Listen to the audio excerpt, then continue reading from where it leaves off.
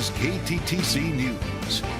Billions of dollars in federal cuts could be coming to school nutrition programs. Good evening. Thanks so much for being with us tonight, everyone. I'm Brock Burgee.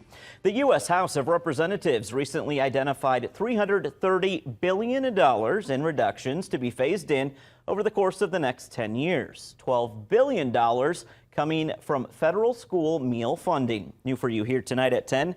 KTTC's Ryder Blair in studio with us to share more about what this could mean for school districts here at home. Ryder. Brock, the U.S. House Ways and Means Committee is proposing cuts to school meals in response to President Donald Trump's initiative to trim down on federal spending. The nutrition director for Zumbrota-Mazeppa School District is one of 850 nutrition directors across the country who will be speaking with members of Congress in the coming week in opposition to the proposed budget resolution. First off, school meal programs are chronically underfunded. School Nutrition Association spokesperson Diane Pratt-Hebner says although Minnesota is one of 5 states that pays for 2 free meals per student every day, nutrition budgets would suffer. But it's also a concern for states like Minnesota, where participating in community eligibility provision has allowed schools to do less paperwork, not have to worry about income applications. Community eligibility provision, or CEP, allows high-poverty schools to use federal dollars to offer free meals to all students. What we're going to see in what's being proposed is the threshold is actually moving from where it is right now at 25% up to 60%. And what that percentage is tied to is the number of free and reduced students in the district. Zumbrota-Mazeppa Nutrition Director Brenton Lexvold says along with raising CEP thresholds, additional cuts proposed would change the verification processes for free meals. This verification process, how this is going to change is now